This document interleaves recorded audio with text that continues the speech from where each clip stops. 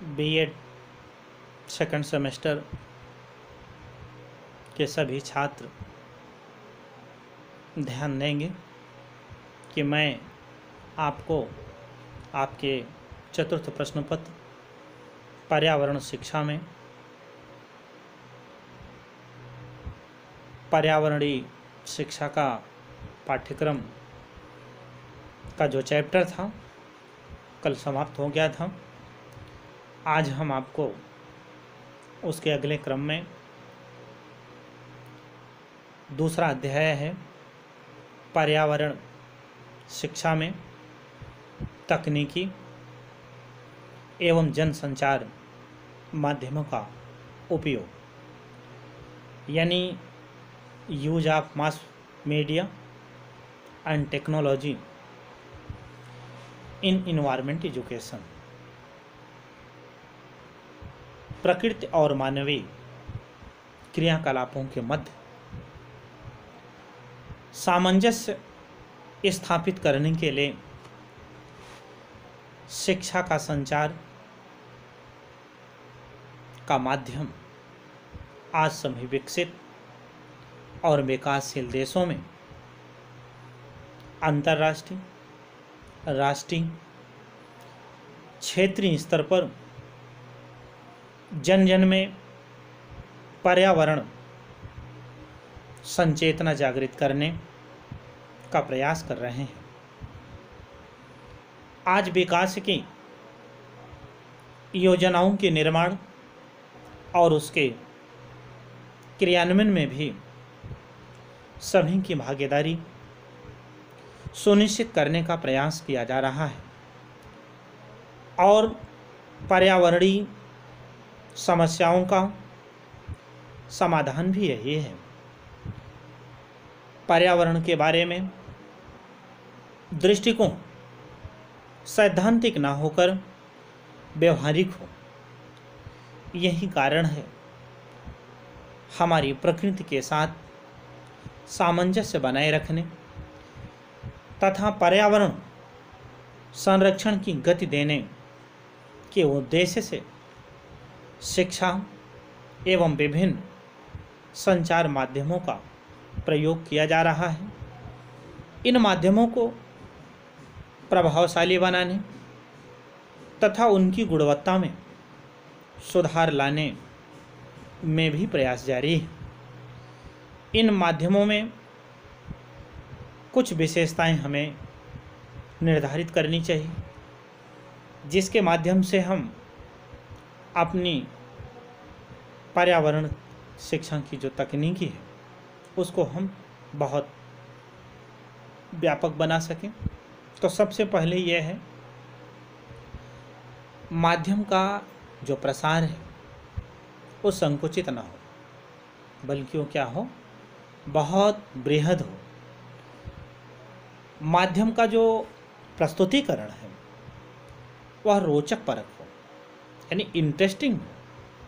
जिसकी ना भी इच्छा हो वह भी आपकी इस तकनीकी में ऐसी विशेषताएं हों कि वह व्यक्ति देखने के लिए, सुनने के लिए वह उसका ध्यान आकृष्ट हो।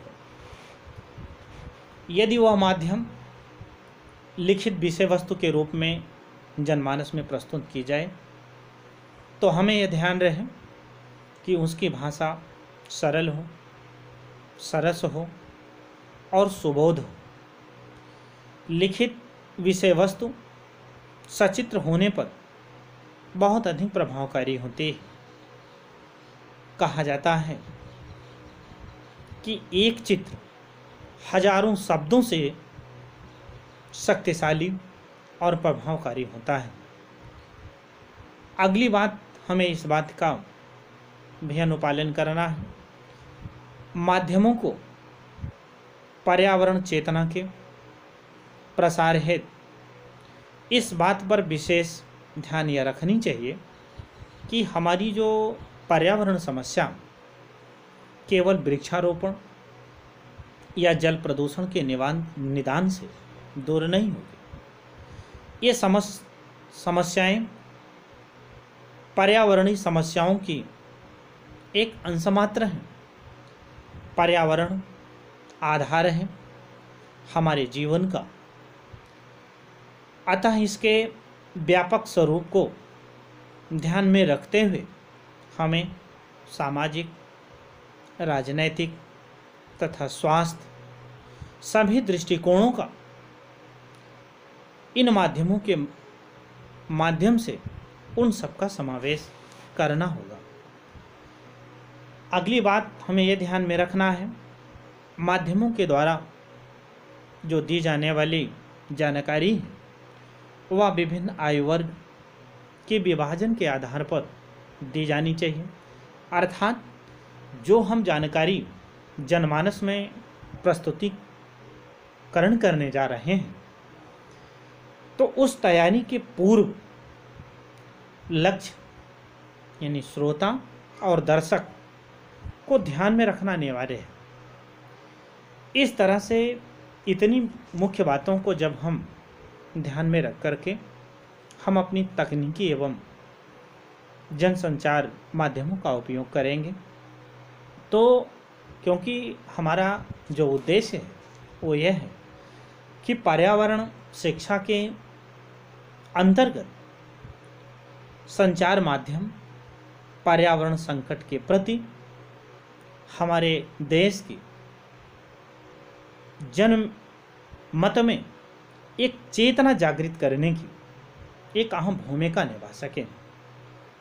संचार माध्यमों से तात्पर्य यह है कि जिसके द्वारा विचारों, तथ्यों तथा मूल्यों और आदर्शों को एक व्यक्ति से दूसरे व्यक्ति तक कम समय में रोचक और मनोरंजन तरीके से हम पहुंचा सकें।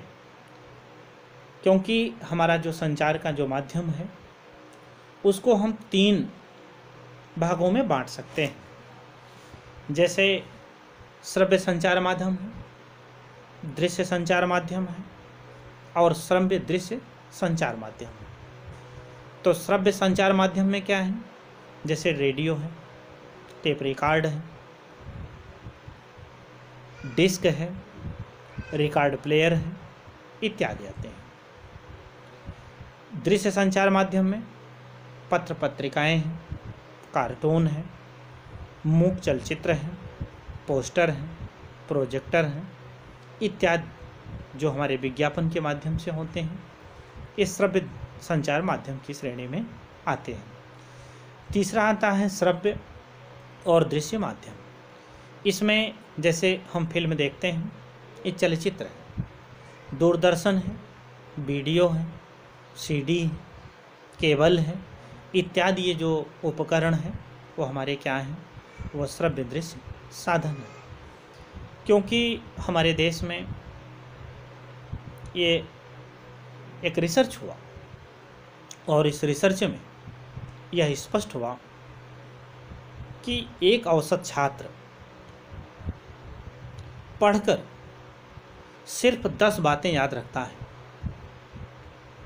जबकि सुनी हुई बात को वो 20% तक याद रखता है और किसी देखी हुई बात को वो 30% याद रखता है।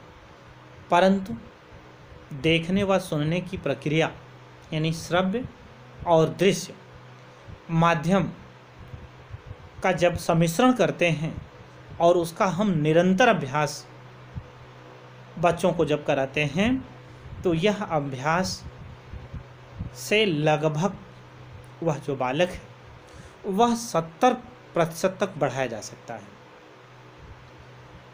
इससे यह सिद्ध हो गया, यह निष्कर्ष निकला कि उपरोक्त माध्यमों में इन तीनों में सबसे प्रभावशाली माध्यम कौन सा हुआ, वह श्रव्य और दृश्य माध्यम हुआ। क्योंकि इसको भी हम श्रव्य और दृश्य जो साधन है उसको भी हम विभिन्न साधनों में या वर्गीकृत कर सकते हैं। जैसे पुस्तक है, पत्र पत्रिकाएं हैं, यांत्रिक माध्यम है, संस्थागत या जो हमारा संगठनात्मक माध्यम है, हमारे सांस्कृतिक एवं मनोरंजात्मक साधन है, इकोलॉजी क्लब है, इकोलॉजी प्रयोगशालाएं हैं, या हमारा जो पुस्तकालय है। मतलब इस तरह से बहुत सारे ऐसे आयाम हैं कि जिनके माध्यम से हमारी जो तकनीकी है, यानी श्रव्य और दृश्य सामग्री, जो हम कम समय में बच्चों को ज़्यादा से ज़्यादा उनको हम अपनी तकनीक के माध्यम से उनको ज्ञान बनाने का कार्य कर सकें, वो हमारी सबसे बड़ी यानी महत्वपूर्ण साधन या माध्यम या विधि वह है दृश्य श्रव्य माध्यम।